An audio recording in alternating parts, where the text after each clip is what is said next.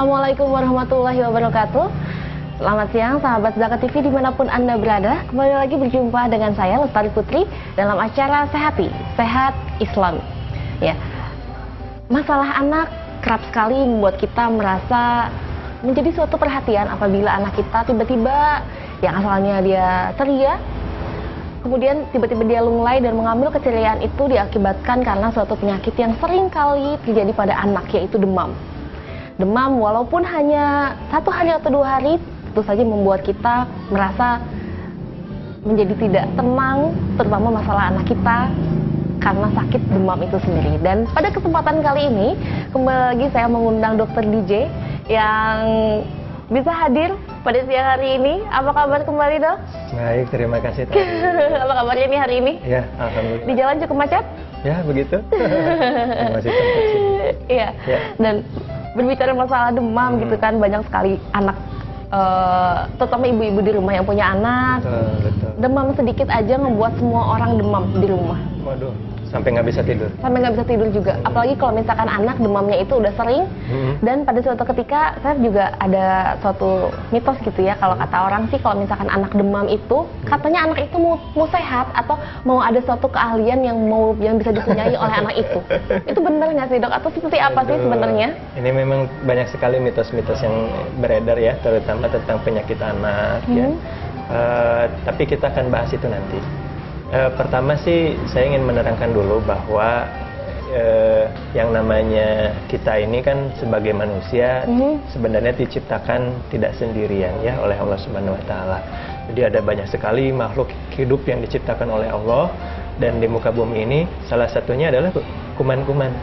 Kuman-kuman ini bisa virus, bakteri, jamur dan sebagainya yang ketika masuk ke dalam tubuh manusia itu menimbulkan satu gangguan dan timbullah satu gejala yang namanya demam. Nah, kalau makhluk gaib juga bisa nggak, Dok? Kan banyak orang juga berpikir kalau makhluk lagi gitu. Nah, tapi begini, jadi kita harus membayangkan demam itu seperti sebuah alarm. Jadi contohnya misalkan kita punya mobil, ya, atau punya satu rumah, kemudian ada satu maling yang masuk gitu ya, kemudian alarmnya bunyi. Nah, jadi demam itu seperti alarm gitu, seperti sebuah tanda yang menandakan bahwa ada satu makhluk asing yang masuk ke dalam tubuh yang menimbulkan gangguan gitu, yang bisa menimbulkan gangguan. Nah, jadi kalau misalkan seorang anak atau kita sendirilah yang demam gitu ya, yang suhu badannya meningkat, itu bukan berarti demamnya yang menjadi masalah.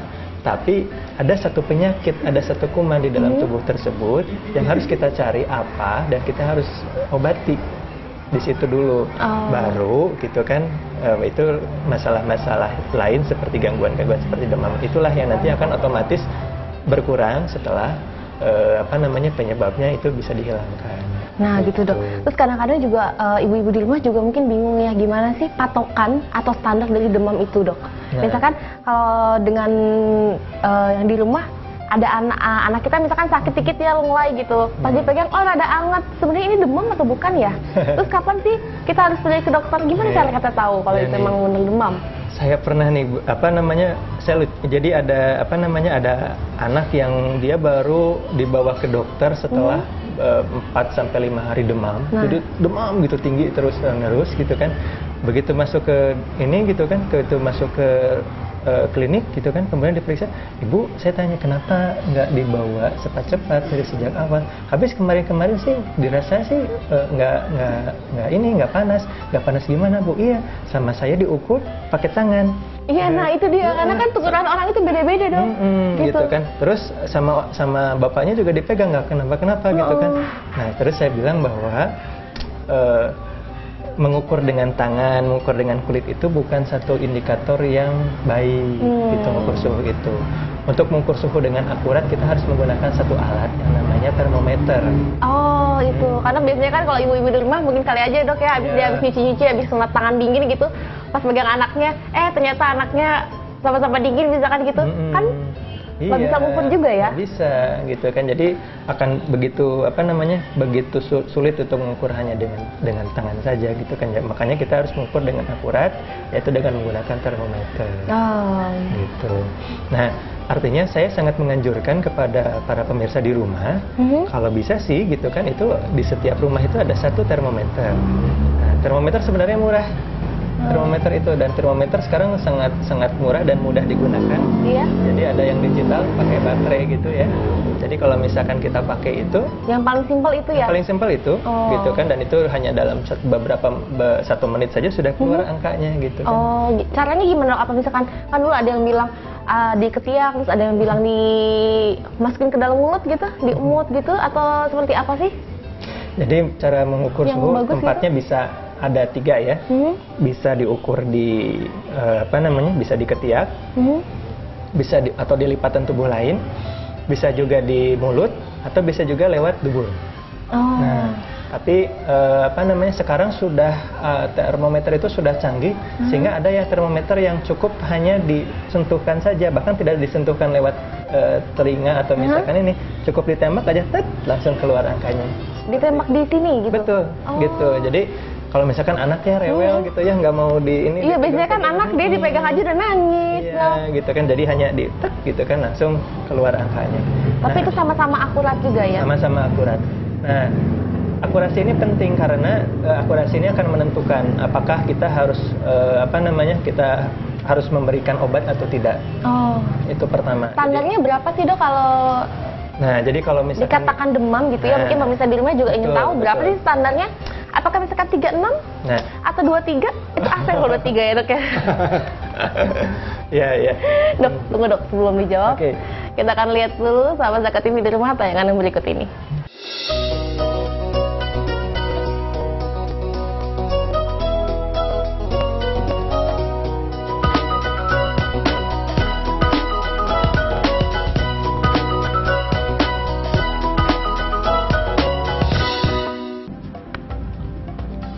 Semangat kemenangan harus berasal dari sportivitas yang datang dari hati. Saya Bawang Pamungkas, saya zakat di Dompet Duafa. Keluarga adalah sumber inspirasi saya. Kehangatannya datang dari hati. Saya Inneke Koesherawati, saya zakat di Dompet Duafa. Berbagi memudahkan rezeki, karena datang dari hati. Saya Ipo Santosa, zakat di Dompet Duafa. Dompet Duafa.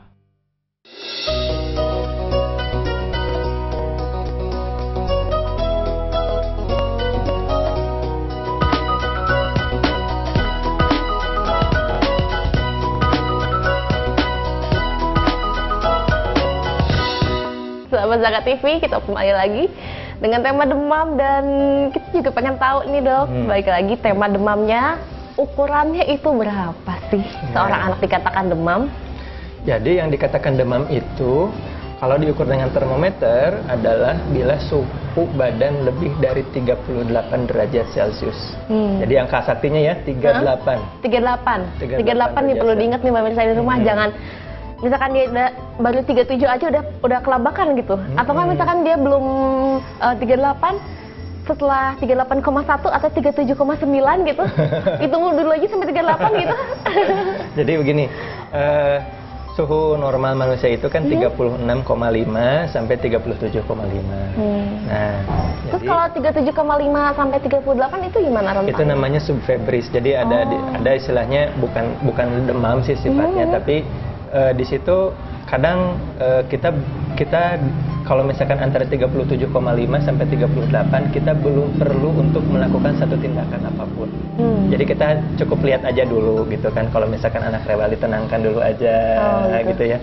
Kalau rewelnya pengen uang gitu dah, boleh kasih uang ya bercanda. Ibunya biasanya kalau rewelnya kan uang. Nah jadi kalau misalkan demamnya baru misalkan 37,6, 37,7 gitu kan, tunggu aja dulu nggak apa-apa gitu. Barangkali karena bisa saja turun sendiri. Gitu. Tapi kalau sudah 38 derajat Celcius, nah di situ kita barulah melakukan satu tindakan-tindakan, misalkan dengan memberikan penurun demam, obat-obatan penurun demam. Yang biasa beredar di yang biasa di rumah atau biasa beli di warung-warung atau apotek-apotek, itu bisa digunakan juga, atau yang seperti apa sih yang bisa digunakan? Jadi begini, untuk penurun demam pada umumnya ada 2 jenis obat yang dikenal. Saya akan menyebutkan nama generiknya ya. Pertama adalah paracetamol, atau acetaminophen, yang keduanya adalah ibuprofen.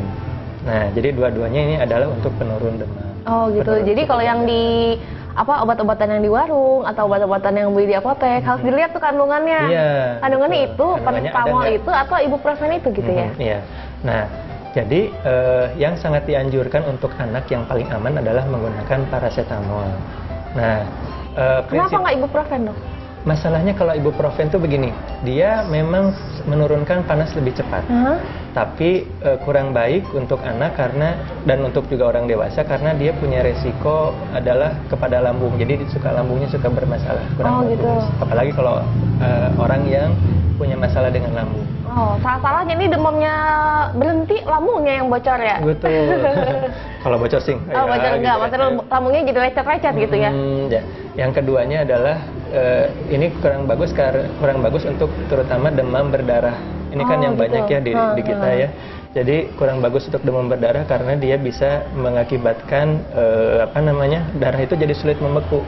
Oh, jadi kalau misalkan ada perdarahan itu jadi dia malah terus-menerus gitu kan, jadi makin lama sulit sembuhnya kalau misalkan ada pakai ibuprofen. Jadi tidak dianjurkan untuk demam, terutama demam berdarah. Dia paling aman seperti paracetamol. Iya betul banget. Jadi pemirsa di rumah juga kalau misalkan mau beli obat penurun panas di warung-warung atau di apotek-apotek boleh, silakan saja. Tapi harus dilihat dulu apakah kandungannya itu harus yang aman untuk anak kita.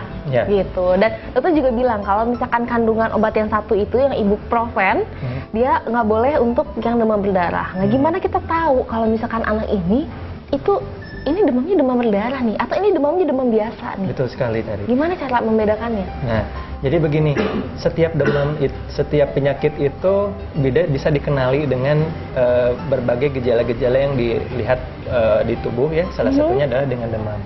Jadi polanya itu menarik. Kalau misalkan demam berdarah ya, yang kita harus hati-hati itu adalah pertama, jika dia demamnya timbul mendadak langsung tinggi. Contohnya misalkan anaknya pagi-pagi masih nggak kenapa-kenapa. Gitu. Siangnya nggak kenapa-kenapa. Sorenya gitu kan, kok panas. Panasnya begitu kita ukur 38 derajat, 39 derajat, langsung tinggi. Nah itu kita harus hati-hati. Gitu. Ini bisa jadi demam yang disebabkan oleh virus dengue atau demam berdarah dengue, itu yang berbahaya. Belum tentu sih, tapi hati-hati. Nah, apakah selalu malam hari tingginya gitu? Atau misalkan jadi prinsipnya demamnya timbul mendadak. Gitu, nggak masalah dia mau malam hari. Bisa pagi, bisa siang, bisa sore, bisa malam. Tapi yang pentingnya adalah dia timbul mendadak. Sebelumnya nggak kenapa-kenapa. Dan demamnya itu terus-menerus, nggak turun-turun. Gitu. Mungkin kita kasih obat turun sebentar, terus naik lagi. Jadi turunnya itu hanya pada saat pemberian obat saja. Seperti itu ya. Nah, jadi terus-menerus gitu kan. Nah, lalu hati-hati ketika demamnya itu turun sendiri tanpa dengan obat, terutama pada hari keempat, karena disitulah bahayanya pada anak. Di situ terjadi kebocoran pembuluh darah yang mengakibatkan nantinya itu anak itu jadi shock, dan di situ biasanya anak-anak itu banyak yang tidak selamat di situ. Justru mungkin kalau misalnya pemirsa di rumah berpikir bahwa setelah anaknya itu demam selama 3 hari, pas hari keempat anaknya mulai nggak demam, mulai dingin lagi gitu. Pemirsa di rumah mungkin nyatanya itu adalah tahap sehat, padahal itu tahapnya tahap kritis gitu ya dok ya. Betul. Makanya penting untuk jadi prinsipnya adalah kebanyakan demam adalah satu gejala di mana penyakit-penyakit tersebut bila jadi kebanyakan tidak berbahaya. Tapi justru kita harus memastikan yang kita pastikan itu ada nggak tanda-tanda bahaya. Iya. Jadi misalkan gini ya, demam kalau misalkan terus-menerus 2 hari, 3 hari bawa ke dokter. Kalau misalkan 1 hari, 2 hari sudah turun ya udah. Mungkin biasanya sih demam itu kalau 1 sampai 2 hari udah turun sendiri tanpa obat sudah nggak masalah gitu kan. Tapi bila demam demam terus-menerus ya, demam terus-menerus, dikasih obat turun naik lagi terus gitu ya. Kalau misalkan seperti itu bawa ke dokter. Atau bisa aja demamnya terus-menerus, demamnya cuma pada malam hari. Nah itu seperti ya, kalau kayak gitu gimana tuh dok? Demamnya malam hari aja gitu kan, terus pagi-pagi turun, siang turun gitu kan, anaknya lemas, pucat, terus biasa gitu kan siangnya, malamnya panas lagi dan seterusnya. Nah, hati-hati, mungkin itu salah satu gejala dari demam tifoid atau demam dari tipes yang sering tipes kita ya? yang sering kita dengar tuh itu. Oh gitu. Terus ada juga banyak gejala-gejala. Jadi dengan mengukur dan mengamati naiknya suhu itu kita bisa melihat apakah ini ada bahaya atau tidak. Kalau misalkan yang perlahan-lahan naik, kalau misalkan dokter mengatakan bahwa kalau demam yang mendadak tiba-tiba tinggi itu biasanya kan karena virus gitu ya. Kalau misalkan yang perlahan-lahan naik itu pertanda juga nggak dok atau seperti apa gitu? Bisa. Tapi prinsipnya begini, saya akan setiap orang akan mungkin bisa berbeda karakteristiknya, tapi saya akan menyampaikan beberapa tanda bahayanya ya. Jadi Anda harus melihat apakah demam ini harus ada perhatian khusus atau tidak. Pertama, bila demamnya tidak berhenti-berhenti, atau adanya timbul gejala-gejala lain. Iya, ada juga satu tanda lagi dok, tanda yang bahaya lagi yang mungkin dokter bisa sampaikan ke pemirsa Zakat TV di rumah. Tapi tentunya setelah tayangan yang akan lewat berikut ini.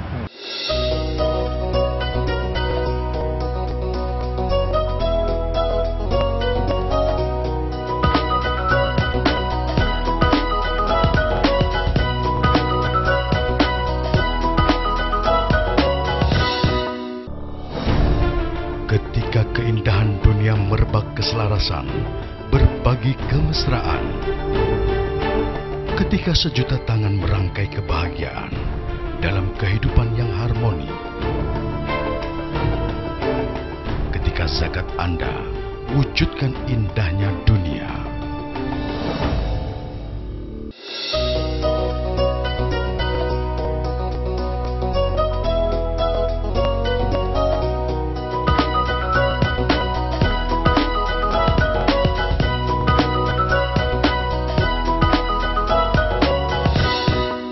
Ya, pemirsa Zakat TV di rumah, kembali lagi di acara Sehati Sehat secara Islami. Ya dok, tanda-tanda lain nih dok yang perlu diketahui oleh pemirsa di rumah nih, terutama masalah demam yang telah dibicarakan barusan. Jadi Anda harus waspada tentang demam. Pertama, bila demam tidak turun-turun. Yang kedua, bila ada gejala-gejala yang menyertai misalkan nyeri kepala yang sangat hebat, ya, atau misalkan juga ada perdarahan.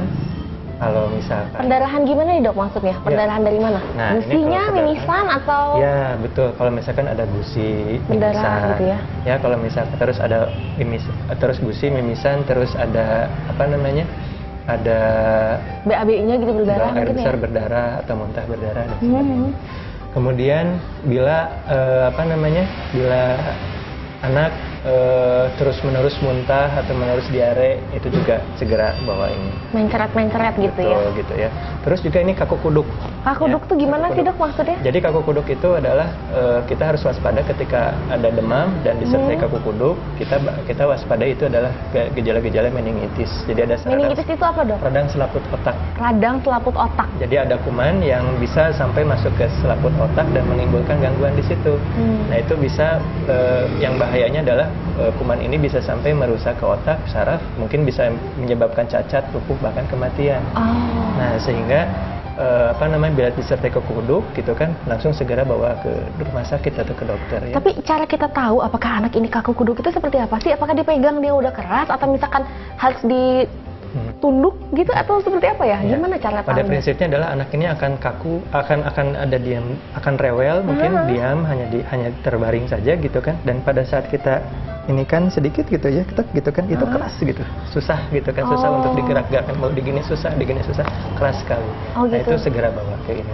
Ada penurunan kesadaran juga, hati-hati bawa. Jadi kalau misalkan anak ngantuk terus gitu kan, nggak bangun-bangun, cepet bawa seperti itu. Nah itu yang penting, tanda-tanda bahaya ini gitu kan. Gitu. Nah penanganannya nih dok, nah seperti apa, kapan sih demam yang dia nggak usah pakai obat teh? Turun sendiri gitu? Nah ini sebenarnya obat penurun panas itu kan hanya untuk kenyamanan ya. Jadi ketika turun panas, terus anak bisa istirahat, terus nggak rewel, bisa makan gitu ya, dan bisa segala macamnya ya. Tapi prinsipnya adalah kalau penanganan demam tetap kita menjaga agar anaknya tetap nyaman, Pertama, bajunya itu kalau kita lihat kan anak kalau mitosnya nih dok, pakai selimut yang tebal. Selimut yang tebal biar keringetan. Padahal sebenarnya kan biasanya kan suka menggigil tuh karena demam menggigil terus kita kasih aja kan. Namanya ibu kan nggak tega dok. Kan cuma bisa di rumah juga kayak begitu ya, nggak tega. Terus kasih yang selimut yang tebal gitu.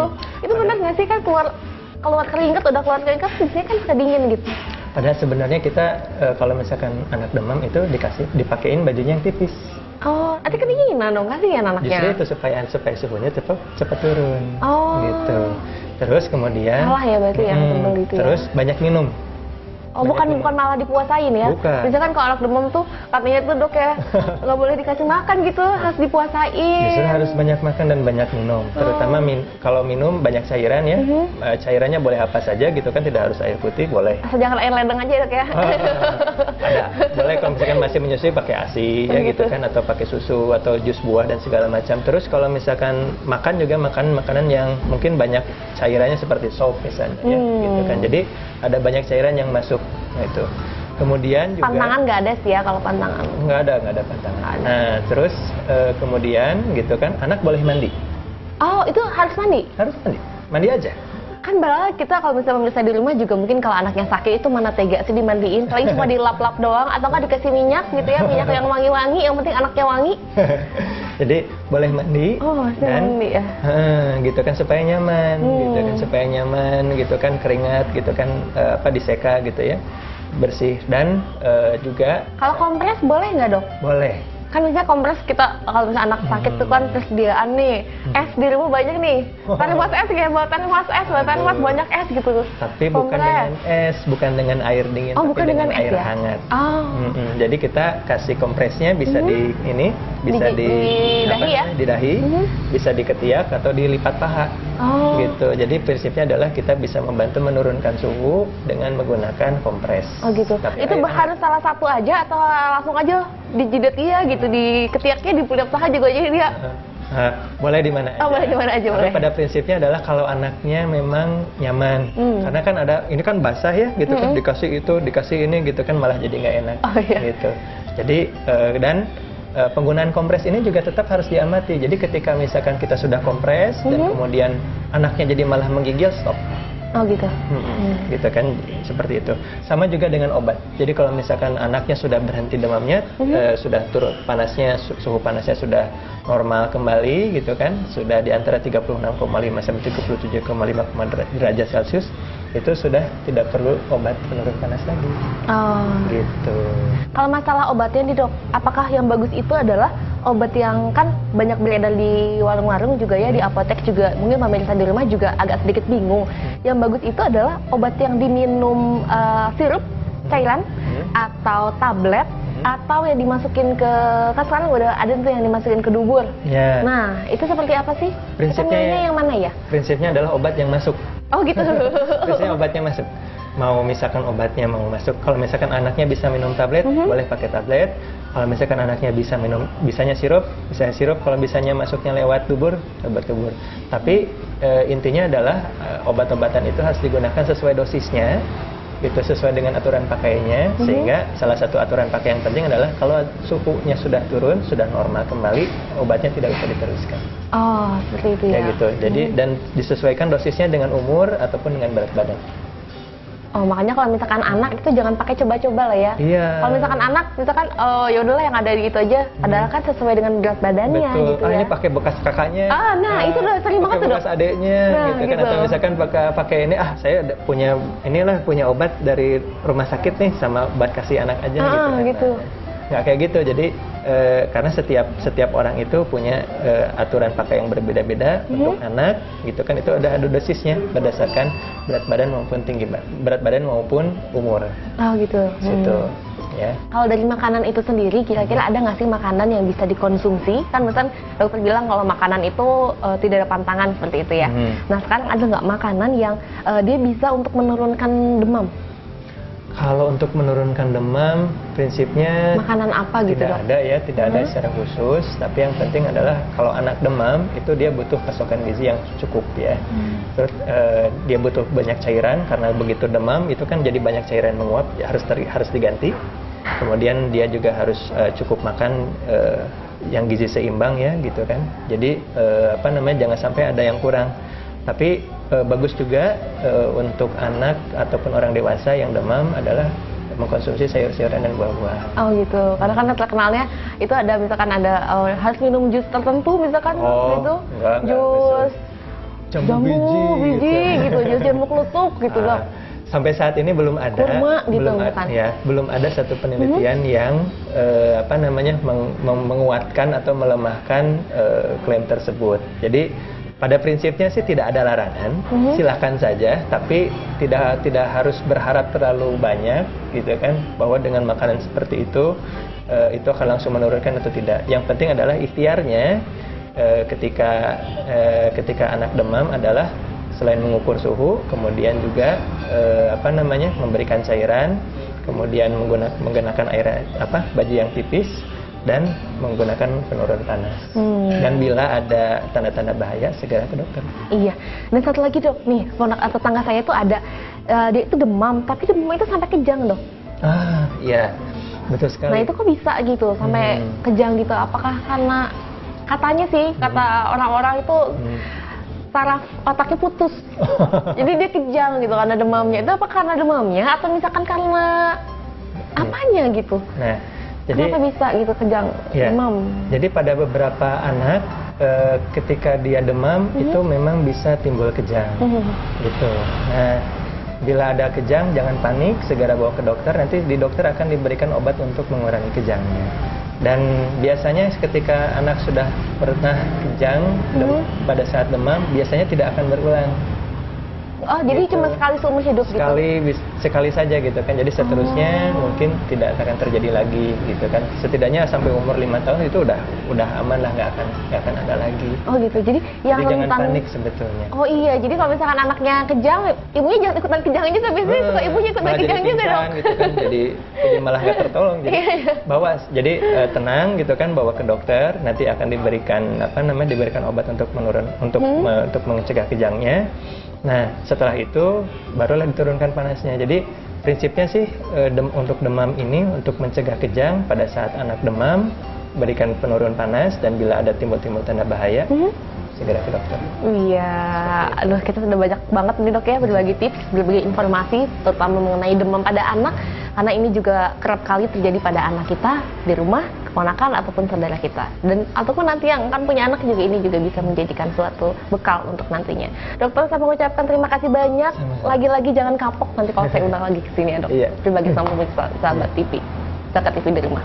Ya, pemirsa sahabat Zakat TV dimanapun Anda berada, demikianlah tadi perbincangan kita mengenai demam pada anak. Satu hal yang saya kutip pernyataan dari dokter DJ barusan adalah, ya harus kita perhatikan adalah kita matikan alarmnya. Bukan hanya matikan alarmnya, tapi kita juga ambil, kita juga cari siapa penjahatnya, siapa maliknya. Ya, jadi kalau pada demam itu sebenarnya bukan suatu penyakit, melainkan demam itu adalah suatu gejala yang harus kita cari penyebabnya. Jadilah masyarakat yang pintar, ubah paradigma sakit menjadi paradigma sehat. Ya demikianlah saya Lestari Putri. Wassalamualaikum warahmatullahi wabarakatuh.